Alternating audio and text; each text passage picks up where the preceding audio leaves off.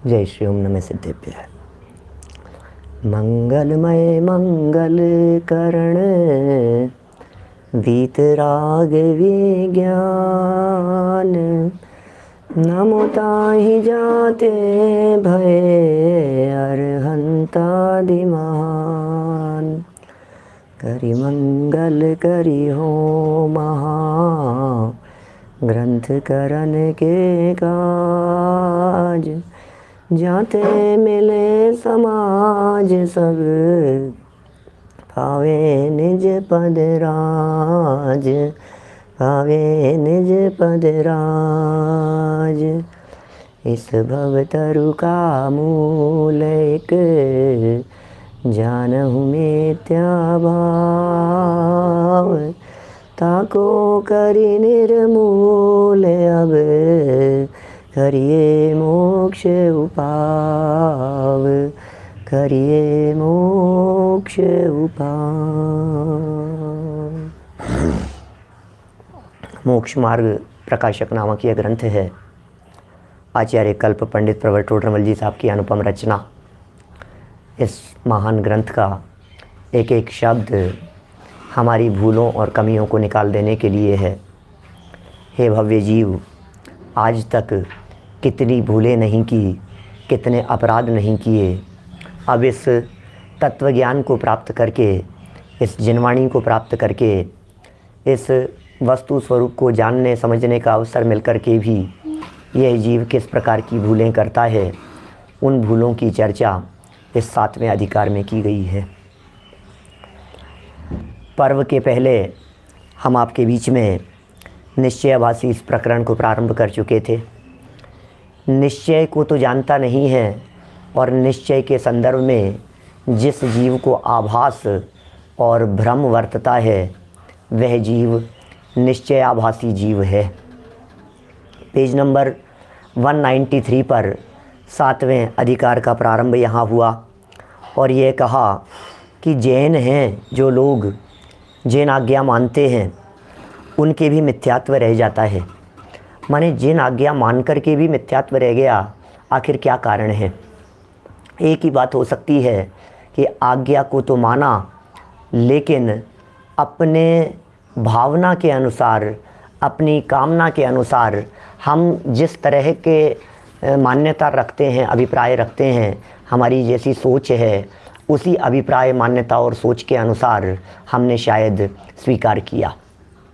जिनवाणी की उन्हीं बातों को पसंद किया जैसी हमारी पूर्व मान्यता है, जैसा हमारा पूर्वाग्रह है, जैसा हमारा हठाग्रह है, जैसी हमारी पूरी धारणा पहले की बनी हुई है, उन्हीं बातों को हमने स्वीकार किया। यहाँ निश्चयाभासी जीव तो ऐसा जीव है जो जीव निश्चय की बात का अवलंबन करता हुआ अपने आप को ज्ञानी समझ लेता है और व्यावहारिक क्रियाओं का लोप करता है।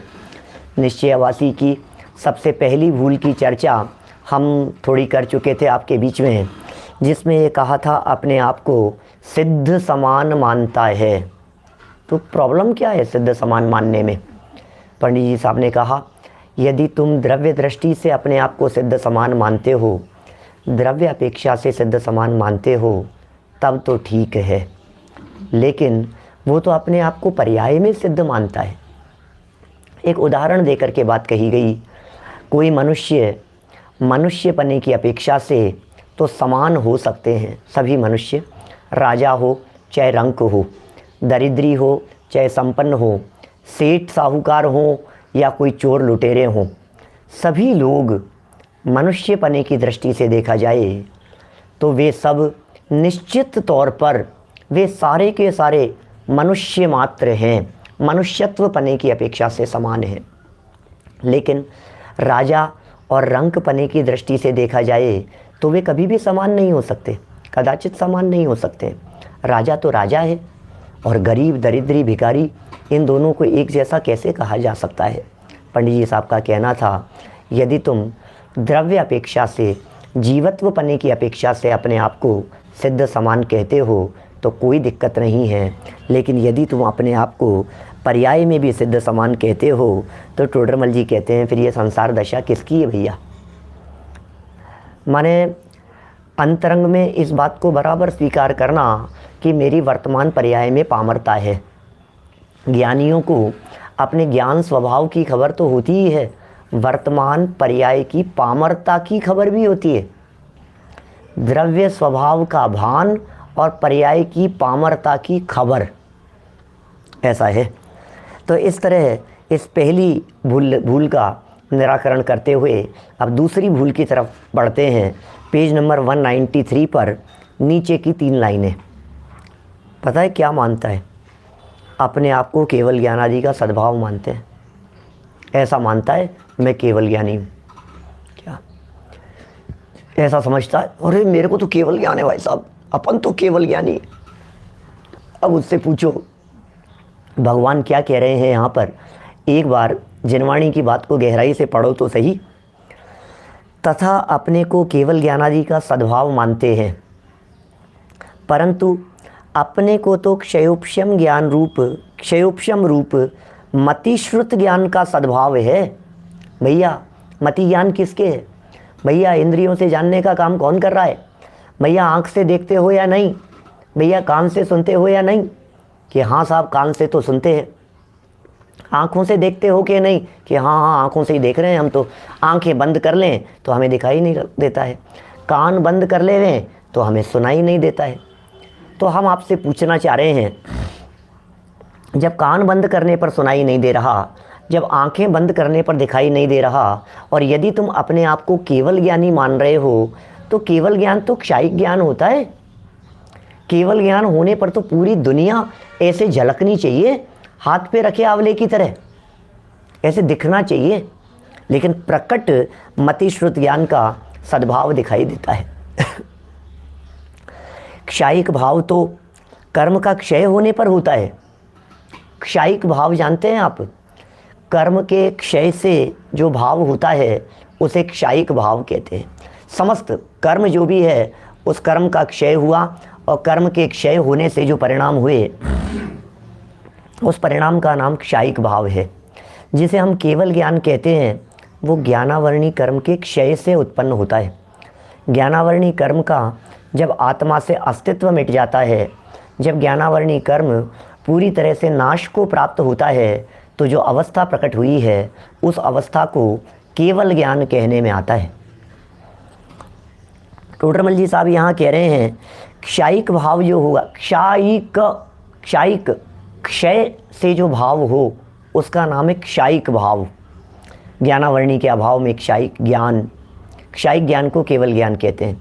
दर्शनावरणी कर्म के अभाव में क्षायिक दर्शन, ऐसे ही मोहनी कर्म के अभाव में क्षायिक सम्यक्त्व, दर्शन मोह के अभाव में क्षायिक सम्यक्त्व होता है। दर्शन और चारित्र मोहनी कर्म के अभाव में वो अनंत सुख प्रकट हो जाता है, समकिति भी कह देते हैं उसे, और अनंत सुख भी वहाँ कहा जाता है। अंतराय कर्म के अभाव में अनंत वीर्य, क्षायिक वीर्य प्रकट हो गया है। क्षायिक दान लाभ भोग वीर्य, ये सब प्रकट हो जाते हैं। माने जो कर्म के क्षय से हो उसे क्षायिक कहने में आता है। और ये भ्रम से कर्म का क्षय हुए बिना ही क्षायिक भाव मानते हैं, सो यही मिथ्या दृष्टि है। माने हमने अपने आप के कर्मों का क्षय मान लिया, संसार में रहते हुए, छद्मस्त रहते हुए, मतिश्रुत ज्ञान रहते हुए, तो ये महाभूल है जिस भूल की तरफ ये ध्यान आकर्षित कर रहे हैं। ये कह रहे हैं आप गलत फहमी में हो, आपको अंदाज़ा नहीं है बिल्कुल भी, आप क्या समझ रहे हैं वर्तमान में। अब देखो हमें ऐसा लगता है कौन लोग ऐसे होंगे जो वर्तमान में केवल ज्ञान मानते होंगे, ऐसे कौन लोग होंगे जो अपने आप को केवल ज्ञानी मानते होंगे। वो तो नहीं हो सकते हैं जो कभी प्रवचन सुनने नहीं आते। वो लोग तो जानते ही नहीं केवल ज्ञान भी कोई शब्द होता है, क्षायिक ज्ञान भी कोई शब्द होता है, मतिश्रुत ज्ञान भी कोई शब्द होता है, वो तो नहीं जानते हैं। इसलिए वे जो जीव हैं, जो जीव स्वाध्याय के लिए आते हैं, जो जीव प्रवचन सुनने के लिए आते हैं, जो जीव जिनवाणी सुनते हैं और अध्यात्म ग्रंथों का बहुत अध्ययन करते हैं, उनकी भूलें हैं ये। आप देखेंगे तो पाएंगे पेज नंबर 194, 194 नंबर पेज पर देखिए, शास्त्र में सर्व जीवों का केवल ज्ञान स्वभाव का है। बोलो। अब ये जो बात है, शास्त्र में केवल ज्ञान स्वभाव कहा है, तो हम जो मान रहे हैं ये क्यों मान रहे हैं? शास्त्र में लिखा है केवल ज्ञान स्वभाव है, मेरा स्वभाव है भाई साहब, स्वभाव में केवल ज्ञान है, स्वभाव में अनंत ज्ञान है, ज्ञान का घन पिंड हूँ, ज्ञान का भरा पिया पूरा मेरा ऐसा स्वरूप है। तो अब ये शास्त्र की लाइन पढ़ी और शास्त्र की लाइन पढ़ करके अपने आप को केवल ज्ञानी जैसा मानने लगे। तो पंडित जी साहब कह रहे हैं वो शक्ति अपेक्षा से कहा है। ओ, क्या कह रहे हैं?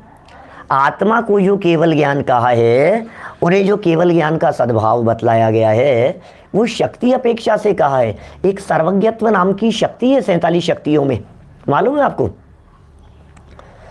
9 नंबर की शक्ति है शायद, शक्ति नंबर। जीवत्व शक्ति, चिति शक्ति, दृष्टि शक्ति, ज्ञान शक्ति, सुख शक्ति, वीर शक्ति, प्रभुत्व शक्ति, विभुत्व शक्ति, सर्वदर्शित्व शक्ति, सर्वज्ञत्व शक्ति। 10 नंबर की शक्ति है 47 शक्तियों में। सर्वज्ञत्व नाम की शक्ति है। तो पंडित जी कह रहे हैं शक्ति अपेक्षा से कहा है क्योंकि सर्व जीवों में केवल ज्ञानादि रूप होने की शक्ति है। सारे जगत के जीवों में हर जीव भगवान बन सकता है, हर जीव केवल ज्ञान की प्राप्ति कर सकता है। हर आत्मा में देखो परमात्मा बस रहा है। हर जीव अपने ज्ञानावरणी कर्म का अभाव कर सकता है, पुरुषार्थ करे तो परमात्मा बन सकता है, भगवान बन सकता है। ये सत्ता, ये कह रहे हैं यहाँ सत्ता शक्ति अपेक्षा से तो मानो, लेकिन अस्तित्व सत्ता अपेक्षा से मत मानो, ऐसा कहें।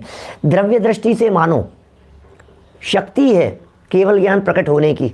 देखिए जिस जीव में जो कार्य करने की शक्ति होती है उस कार्य का सद्भाव भी कह दिया जाता है। अरे आपको पता नहीं है ये क्या कर सकता है, समझ कह रहे हैं ना, इससे ये इसकी पावर का अंदाजा नहीं है आपको, वो उसकी शक्ति है।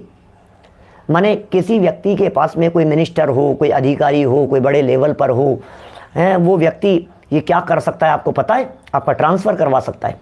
आपको मालूम है ये क्या करवा सकता है? आपको जेल करवा सकता है। आपको मालूम है ये क्या कर सकता है? तो कर सकता है, वो उसकी पावर है। तो आपको पता है हम क्या कर सकते हैं? आपको पता है हमारे में क्या प्रकट हो सकता है? तो आचार्य देव कह सकते हैं, आप कहते हैं आप में केवल ज्ञान प्रकट हो सकता है, आप में मोक्ष प्रकट हो सकता है, आप में भगवान पना प्रकट हो सकता है। क्या शक्ति की व्यक्ति होती है? शक्ति है व्यक्त पर्याय है। शक्ति में यदि सर्वज्ञपना नहीं हो तो पर्याय में सर्वज्ञपना कैसे प्रकट हो? शक्ति में यदि अनंत सुख रूप शक्ति रूप से ना हो अंदर स्वभाव में, तो फिर पर्याय में शक्ति कैसे प्रकट हो? पर्याय में वो चीज़ प्रकट कैसे होगी? सर्वज्ञता अंदर से आती है। अरे गुरुदेव कहा करते थे प्राप्त नी प्राप्ति थाय छे, प्राप्त की प्राप्ति होती है, हो नहीं और प्रकट हो जाए ऐसा कैसे होगा? शक्ति नहीं हो और प्रकट हो जाए ऐसा कैसे होगा? जो जिसमें भव्यत्वपना ही नहीं हो उसे सम्यक दर्शन कैसे हो जाएगा? जो बांझ हो, जिसमें माँ बनने की शक्ति ही नहीं हो, वो कैसे माँ बन जाएंगी? जो 5-6 वर्ष का बालक है उसमें सम्यक दर्शन की योग्यता ही नहीं है, वो कैसे सम्यक दर्शन प्राप्त कर लेगा? लेकिन भैया यहाँ तो शक्ति अपेक्षा से बात कर रहे हैं, और शक्ति अपेक्षा से बात स्वीकार करो तो पर्याय में प्रकट करने के लिए प्रयत्न हो सकता है। अब समझा रहे हैं तुझमें शक्ति है। ओहो, 8 वर्ष का बालक केवल ज्ञान की प्राप्ति कर सकता है। शक्ति बालक में थी, लेकिन उस शक्ति की व्यक्त करने की सामर्थ्य 8 वर्ष की अवस्था के पहले आती नहीं है।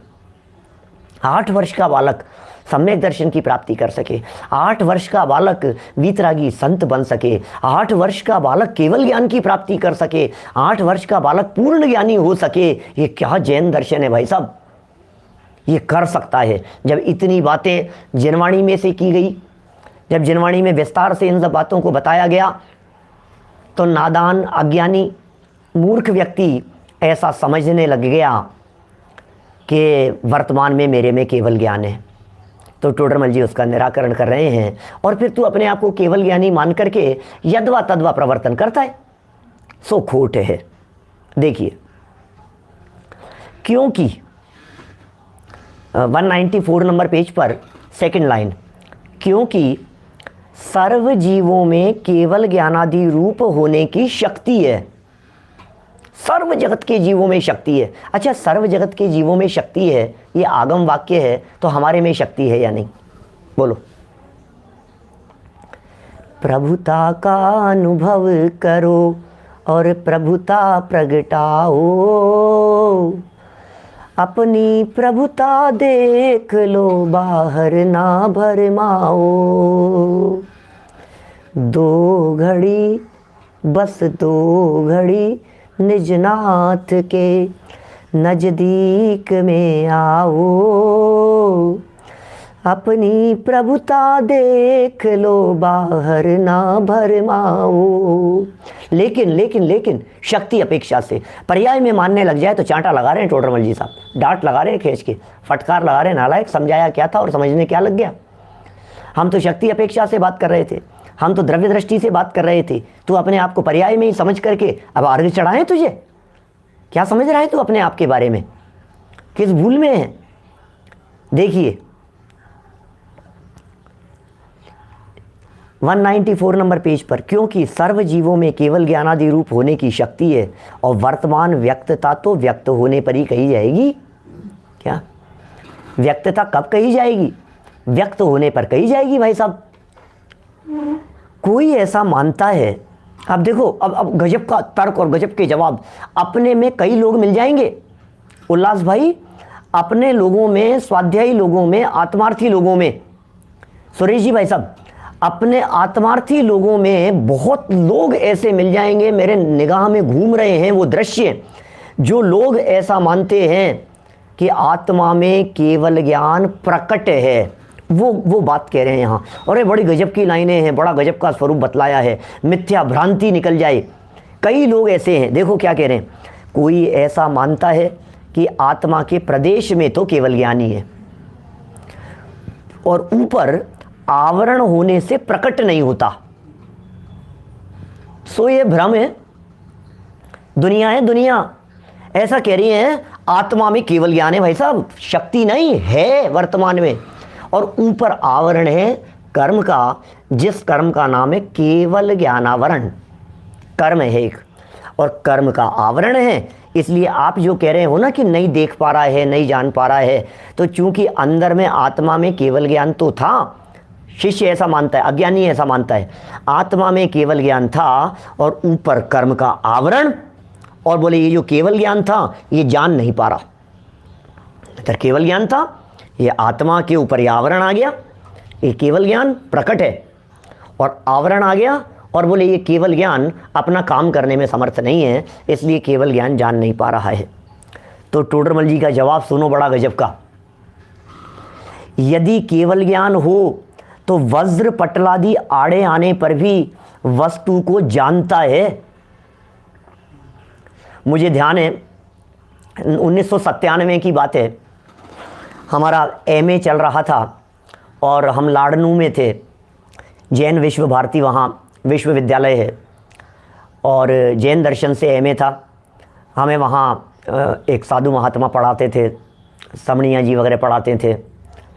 तो एक दिन उन्होंने इस तरह की बात कही, केवल ज्ञान है और आत्मा में आवरण है, या आवरण की वजह से जान नहीं पाता। तो मैं बीच में खड़ा हो गया, मैं टोडरमल जी के तर्क मुझे ख्याल में थे मोक्ष मार्ग प्रकाशक पर, क्योंकि पहली बार मैंने मोक्ष मार्ग प्रकाशक पे प्रवचन किए थे 1994-95 में, तो सारी बातें ख्याल में थी।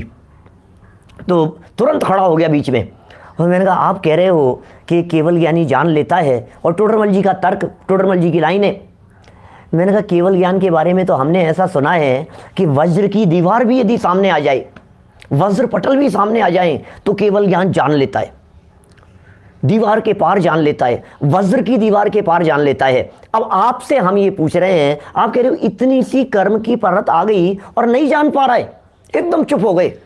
बोले क्या बात कर रहे हो, कहाँ से? मैंने कहा भाई बात तो आप बतलाइए, मेरा तो प्रश्न है सर, मैं तो बहुत विनम्रता से बोलता था, सहज भाव से। बहुत तरह की बातें होती थी, इस तरह की छोटी छोटी सी बातें, और टोडरमल जी की बातें सब ख्याल में रहती थी अपने को, टोडरमल जी के तर्क ख्याल में रहते थे। एक दिन बोले, एक अध्यापक पढ़ाते हुए कर्म सिद्धांत पढ़ा रहे थे, बोले जो काम दूसरे धर्म दर्शनों में भगवान करते हैं वो काम हमारे यहाँ जैन परंपरा में, जैन दर्शन में वो कर्म करते हैं। वहाँ भगवान की मर्जी के बिना पत्ता भी नहीं हिलता और हमारे यहाँ कर्म के बिना कुछ भी काम नहीं होता। तो मैं फिर खड़ा हो गया टोडरमल जी का तर्क देते हुए। मैंने कहा सर एक क्वेश्चन छोटा सा, कि हाँ बोलो। मैंने कहा सर ये जो पत्थर हैं, ये जो पत्ते हैं, ये जो कागज है, इनके कौन से कर्म का उदय है? बोले चुप रहे यार, तुम बहुत तर्क करते हो, तुम बैठ जाओ तुम। फिर समझ में नहीं आती ये बात। सोचना जरा, हम कहते हैं कर्म के बिना नहीं होता। मैं आपसे पूछता हूं कर्म क्या कर, कर्म का उदय तो जीव में आएगा ना, कर्म का उदय जड़ में थोड़ी ना आता है। जड़ की व्यवस्थाएं कैसे हो रही है? इसका मतलब कर्म करता नहीं है, वस्तु का स्वतंत्र परिणमन जानने योग्य है। बोलो, ये देखो यहां क्या कह रहे हैं, ये तर्क पंडित जी साहब का, मुझे याद आ गई बात। यदि केवल ज्ञान हो तो वज्र पटलादि, वज्र की दीवारें, बड़े बड़े वज्र पटल आदि आड़े होने पर भी वस्तु को जानता है। वज्र पटल आड़े आने पर भी जान लेता है। कर्म आड़े आने पर वह कैसे अटकेगा? केवल ज्ञान अटक गया।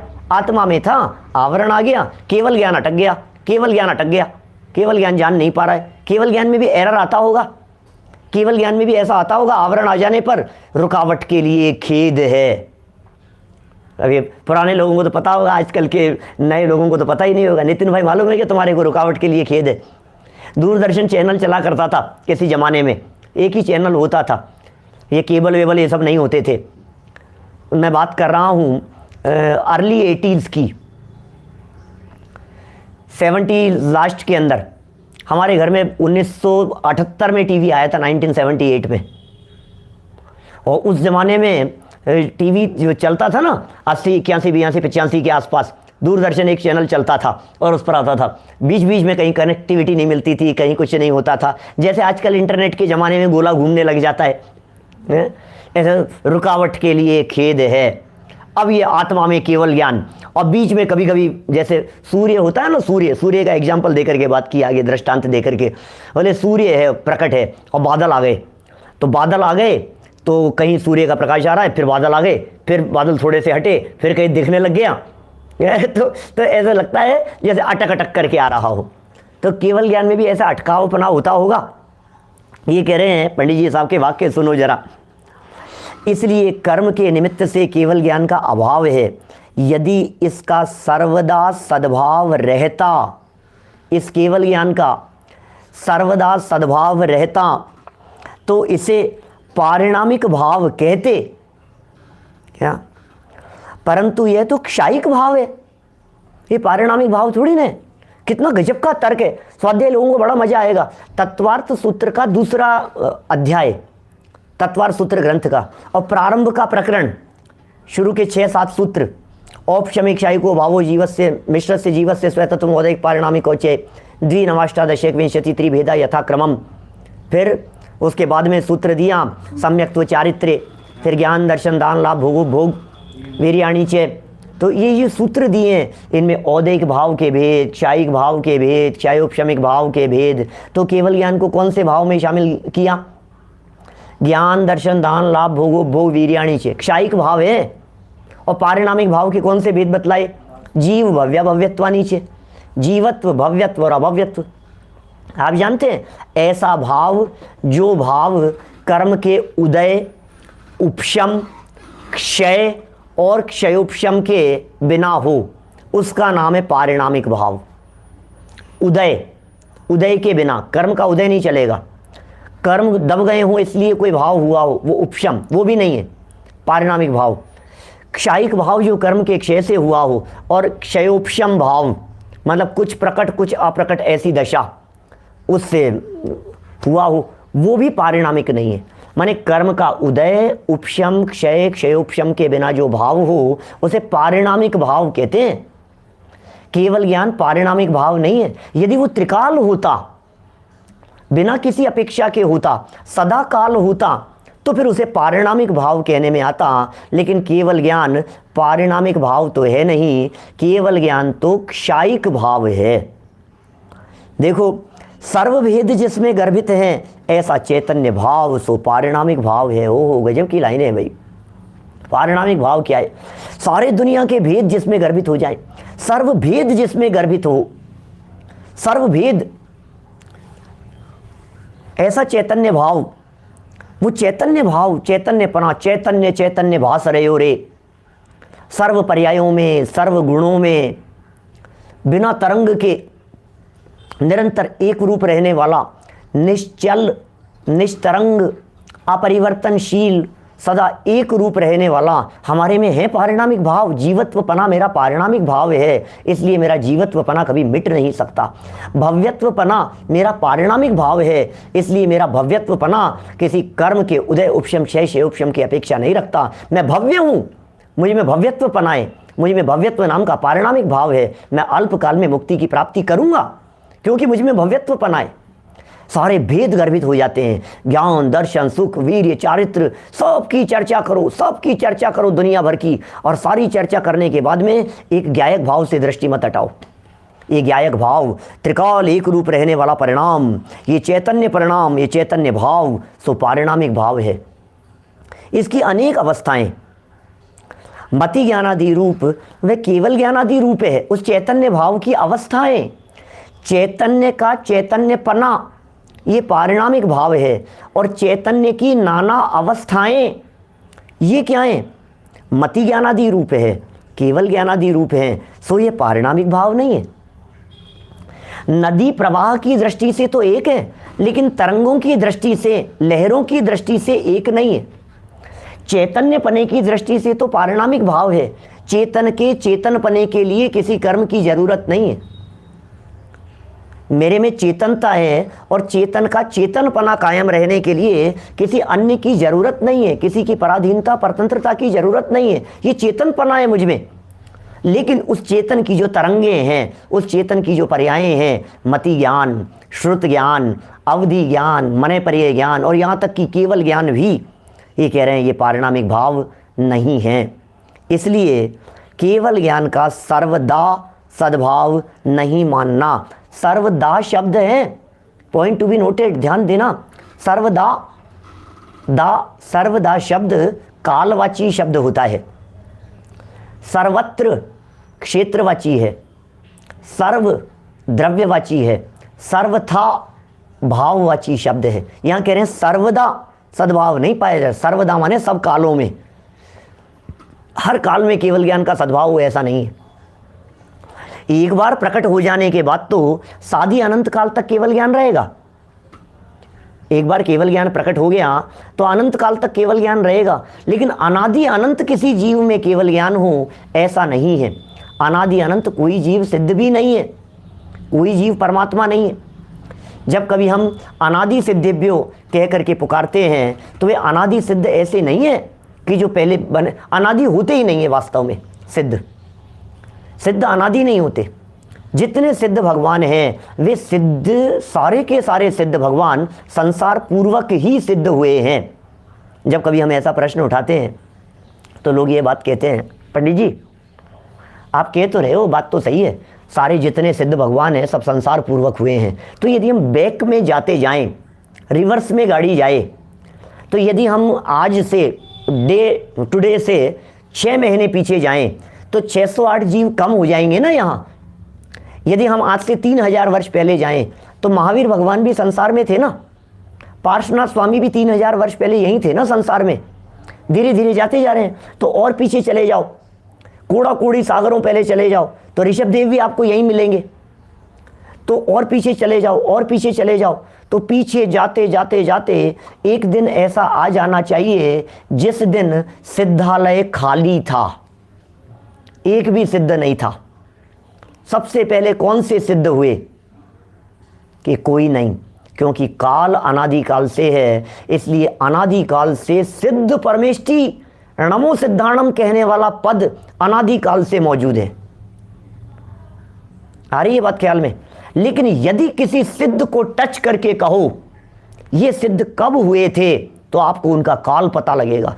कोई सिद्ध ऐसे नहीं है सिद्धालय में जिनको टच किया जाए और वे मालूम चले ये तो अनादि से ही बैठे हैं, ऐसा एक भी नहीं मिलेगा आपको। तो परंपरा की दृष्टि से अनादि है, प्रवाह की दृष्टि से अनादि है, समष्टिगत कथन की दृष्टि से अनादि है। समष्टिगत कथन जानते हैं? समूह की दृष्टि से। मैं आपसे पूछता हूं, जैसे फॉर एक एग्जाम्पल, सिंपल सा एग्जाम्पल देता हूं, भारत में मनुष्य कब से है? भारत में मनुष्य कब से है? बोलो, क्या जवाब देंगे आप? अरे यार ये तो ऐसे तो कैसे कहें भाई साहब, होंगे, होगा 5-7-10 हज़ार साल का इतिहास होगा, जो भी इतिहास इंडियन हिस्ट्री की बात करता हूँ मैं, हिस्ट्री की दृष्टि से बात करो, जैन परंपरा की दृष्टि से तो इस क्षेत्र में भी इसी भारत के अंदर तीर्थंकर आदि होते रहे हैं, केवल ज्ञानी होते रहे हैं, उस परंपरा चले जाएगा अनादि से। अब मेरा प्रश्न ये है, भारत में कौन सा व्यक्ति ऐसा है जो 500 साल का है? किसी पे हाथ लगा करके देखो, नहीं मिलेगा। कोई व्यक्ति नहीं है 500 वर्ष का। 300 साल का दिखा दो, चलो 250 वर्ष की जिसकी उम्र हो वो दिखा दो। कौन है ऐसा हिंदुस्तान में जो ये कहता हो कि टोडरमल जी को मैंने साक्षात देखा है? कोई नहीं मिलेगा। तो फिर ये जो लोग दिखाई दे रहे हैं, ये सारे के सारे लोग, मैक्सिमम एज वाला, कितनी एज वाला व्यक्ति होगा? बोले 120। तो इसका मतलब 120 वर्ष के पहले कोई नहीं था हिंदुस्तान में। समष्टिगत कथन है, कॉमन कथन है, तो सिद्ध भगवान कॉमन कथन है, अनादिकाल से हैं, सिद्ध हैं, लेकिन पर्सनल, पर्सन टू पर्सन बात करेंगे तो वो संसार पूर्वक सिद्ध हुए हैं। ठीक है, देखिए यहां क्या कह रहे हैं, केवल ज्ञान का सर्वदा सद्भाव नहीं मानना। क्या? केवल ज्ञान का सर्वदा माने हमेशा सद्भाव नहीं है केवल ज्ञान का, ऐसा नहीं मानना। शास्त्र का एक उदाहरण देकर के यहां बात कही गई। तथा शास्त्र में जो सूर्य का दृष्टांत दिया है उसका इतना ही भाव लेना कि जैसे मेघ पटल होते हुए सूर्य का प्रकाश प्रकट नहीं होता।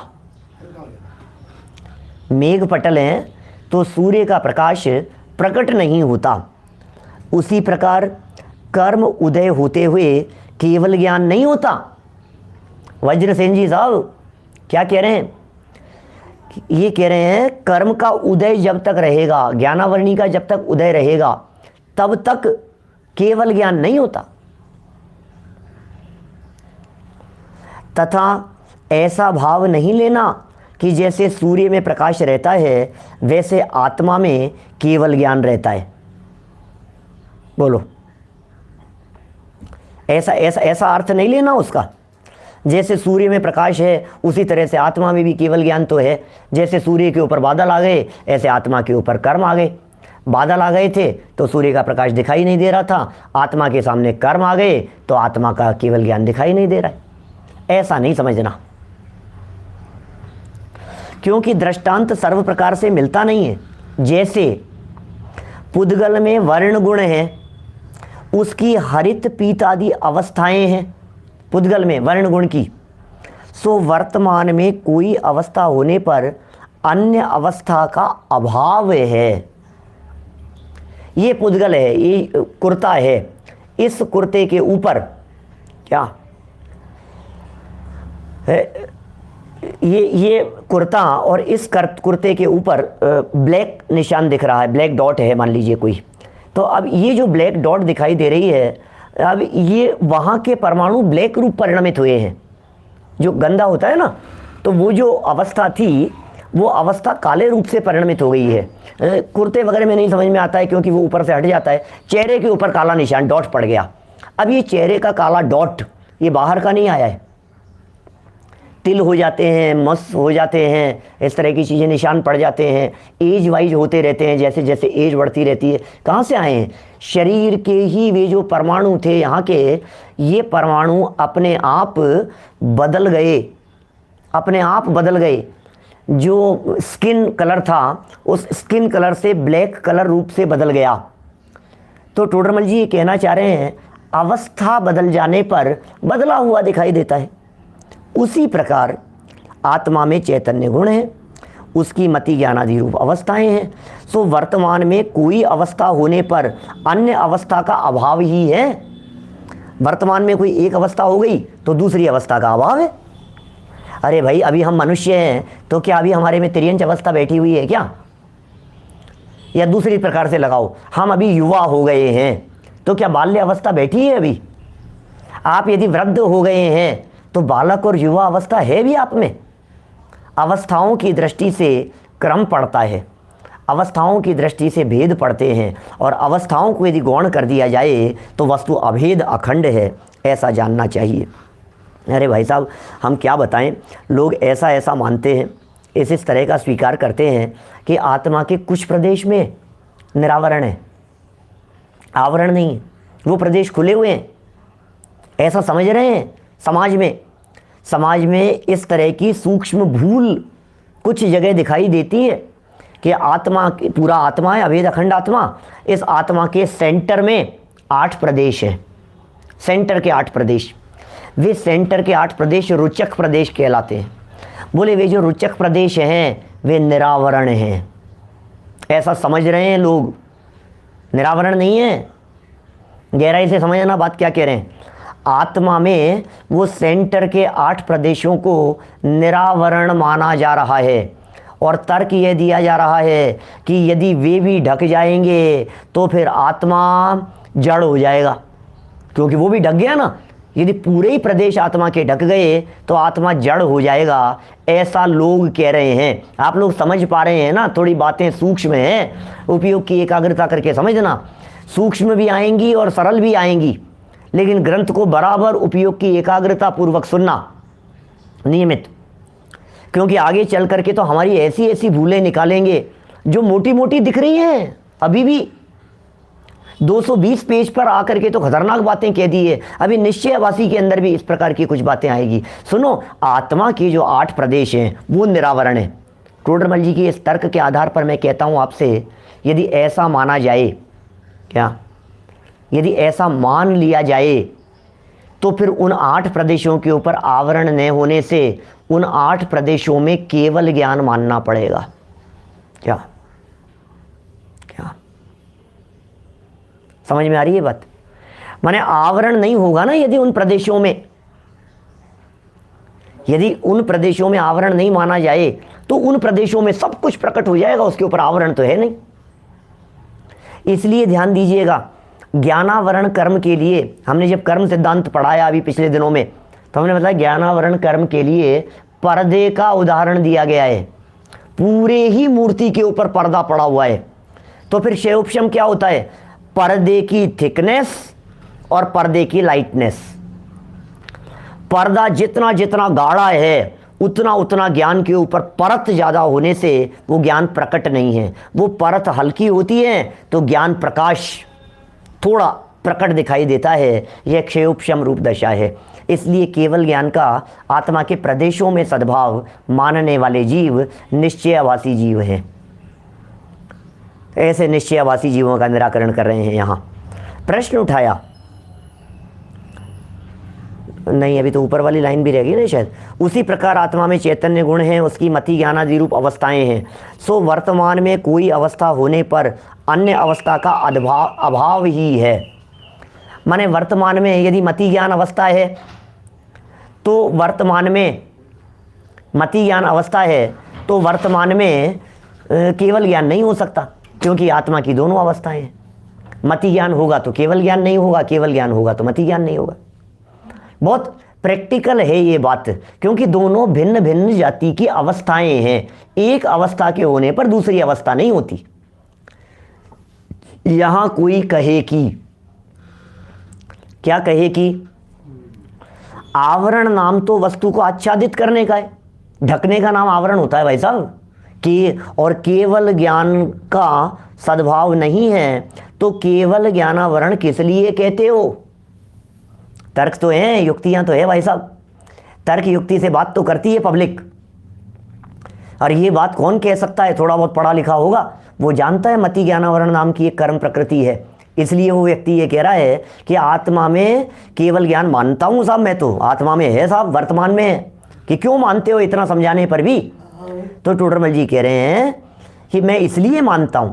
शिष्य कह रहा है मैं इसलिए मानता हूं क्योंकि शास्त्र में एक केवल ज्ञान आवरण नाम का कर्म कहा है। केवल ज्ञान पर आवरण डाले वो केवल ज्ञान आवरण, ऐसा शास्त्र में कहा है। तो जवाब देते हैं, यहां शक्ति है उसे व्यक्त न होने दे, इस अपेक्षा आवरण का है। शक्ति को व्यक्त नहीं होने दे रहा इस अपेक्षा से। जैसे देश चारित्र का अभाव होने पर शक्ति घातने की अपेक्षा अप्रत्याख्यानावरण कषाय कहा, उसी प्रकार जानना। देश चारित्र का अभाव होने पर, ये कह रहे हैं देश चारित्र का अभाव मतलब देश चारित्र छूट गया हो ऐसा नहीं। कोई जीव सम्यक दृष्टि है, अब टोडरमल जी तो खुद सम्यक दृष्टि थे ना, तो बात देश चारित्र की कर रहे हैं। कोई जीव सम्यक दृष्टि है, अब उस सम्यक दृष्टि जीव के देश चारित्र नहीं हो पा रहा है तो क्या कहेंगे? बोले अप्रत्याख्यानावरण कषाय का उदय है। अप्रत्याख्यानावरण कषाय की परिभाषा क्या है? पंडित जी साहब ने पीछे परिभाषा दी है, 40 नंबर पेज पर है शायद वो परिभाषा, ध्यान है आपको? 40 नंबर पेज पर है परिभाषा। प्रत्याख्यानावरण किसे कहते हैं, अप्रत्याख्यानावरण किसे कहते हैं, यथाख्यात किसे कहते हैं, अनंतानुबंधी किसे कहते हैं? बोलो। अभी 40 नंबर पेज पर ये परिभाषा पढ़ चुके हैं अपन, 2-4 महीने पहले पढ़ा होगा, 5 महीने पहले। तो ये कह रहे हैं यहाँ पंडित जी साहब, बात बड़ी गजब की है। पंडित जी ने ये कहा कि जो देश चारित्र प्रकट नहीं हुआ, जो देश चारित्र का घात करे, देश चारित्र का घात करे, उसे क्या कहते हैं?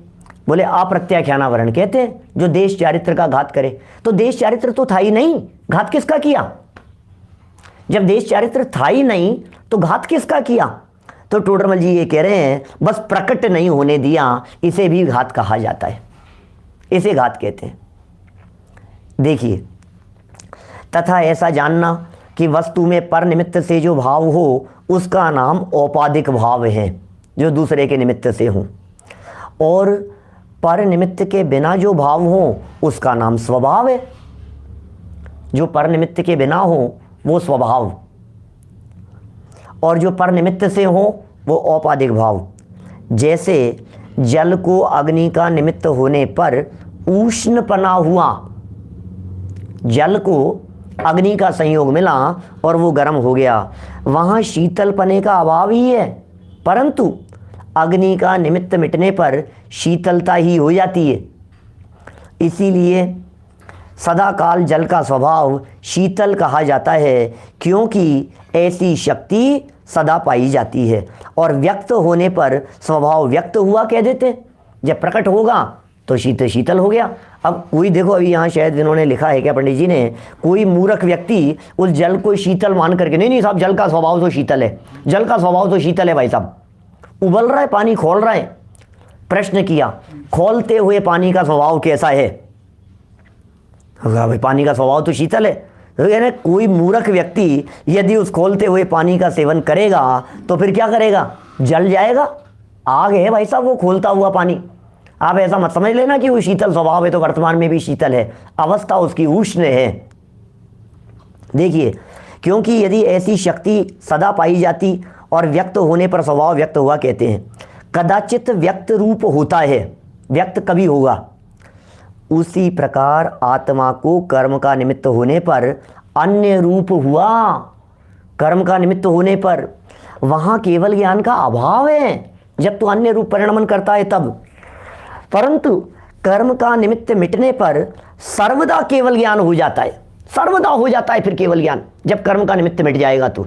जब तक कर्म का निमित्त, जैसे अग्नि का निमित्त जब तक है तब तक पानी गर्म है, अग्नि का निमित्त जब तक है तब तक पानी उबल रहा है, और अग्नि का निमित्त हटा और पानी शीतल हो गया, ऐसा स्वरूप है। और फिर वो हमेशा शीतल रहता है, अग्नि का संपर्क नहीं होगा तो कभी गर्म नहीं होगा, वो पानी हमेशा के लिए शीतल हो गया। इसलिए सदा काल आत्मा का स्वभाव केवल ज्ञान कहा जाता है। आत्मा का स्वभाव सदा केवल ज्ञान है, हमारे में सदा केवल ज्ञान है। शक्ति अपेक्षा से वर्तमान में भी केवल ज्ञान है, शक्ति अपेक्षा से, क्योंकि ऐसी शक्ति सदा काल पाई जाती है। व्यक्त होने पर स्वभाव व्यक्त हुआ कहा जाता है। 4 लाइनें और है, ये दूसरी वाली भूल संपन्न हो जाएगी। तथा जैसे शीतल स्वभाव के कारण उष्ण जल को शीतल मानकर पानादि करे तो जलना ही होगा। देखो मैंने कहा था ना, ये टोडरमल जी ने लिखा है आगे इस तरह की बात। गर्म था पानी, उबल रहा था पानी, और कोई मूर्ख आदमी शीतल मान करके सेवन करने लगा, मर जाएगा, जल जाएगा, जीभ जल जाएगी। और जीभ क्या जल जाएगी? जिंदगी भर पानी पीने लायक नहीं रहेगा, ऐसी हालत हो जाएगी। उसी प्रकार केवल ज्ञान स्वभाव के कारण अशुद्ध आत्मा को केवल ज्ञानी मानकर, वर्तमान में थी तो अशुद्धता, वर्तमान में था तो मति श्रुत ज्ञान, केवल ज्ञानी मानकर अनुभव करे तो दुखी ही होगा, दुख के अलावा दूसरा और कुछ हाथ नहीं आएगा। इस प्रकार जो आत्मा का केवल ज्ञानादि रूप अनुभव करते हैं वे मिथ्या दृष्टि हैं। निश्चयावासियों की दो भूलों के संदर्भ में हमने यहाँ तक आपके बीच में चर्चा की। एक अपने आप को सिद्ध समान अनुभव करते हैं, दूसरा अपने आप को प्रकट पर्याय में केवल ज्ञान का सद्भाव मानते हैं। अब तीसरे प्रकार की भूल रागादि का अभाव मान रहा है अपने आप में, मेरे तो रागादिक नहीं है, मेरे तो रागादिक नहीं है। इस तीसरे प्रकार की भूल की चर्चा हम कल करेंगे आपके बीच में अपेक्षित विस्तार से। आज की चर्चा को मैं यहीं विराम दे रहा हूँ, इसी भावना से कि हम में यदि इस प्रकार की भूल हो तो तुरंत निकाल लेना। दोपहर का कार्यक्रम आपकी जानकारी में है। हम आज से वो ग्रंथ शुरू कर रहे हैं जो ग्रंथ मुझे बहुत प्रिय है। पुराने किए हुए प्रवचन हैं, 2 साल पहले किए हैं प्रवचन, और बहुत सुंदर, और 2 साल पहले प्रारंभ किया था और अभी शायद 6 महीने पहले पूरा हुआ है। सारे वीडियो तैयार हैं, वो वीडियो अपलोड किए जाएंगे, लेकिन आज तक वो वीडियो कभी किसी ने देखे नहीं है। पहला चांस है, दोपहर में 3:30 बजे शुरू करूंगा और मैं दावे के साथ कह सकता हूं यदि आप उस प्रवचन को नियमित सुनेंगे, दोपहर 3:30 बजे वाले को आप सुनेंगे और आपके परिवार के लोग सुनेंगे नियमित प्रतिज्ञाबद्ध होकर के, तो मैं दावे के साथ कह सकता हूं घर का नक्शा ही बदल जाएगा, सोच बदल जाएगी।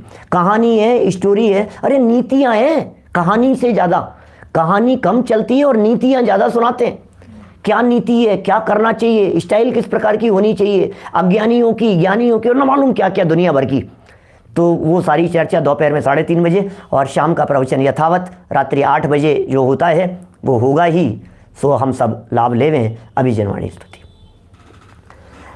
निज निधि निज में बताई यह अनंत उपकार है, उसके लिए जिनवाणी माँ को वंदना शत बार है, वंदना शत बार है। 9 बार नौकार मंत्र।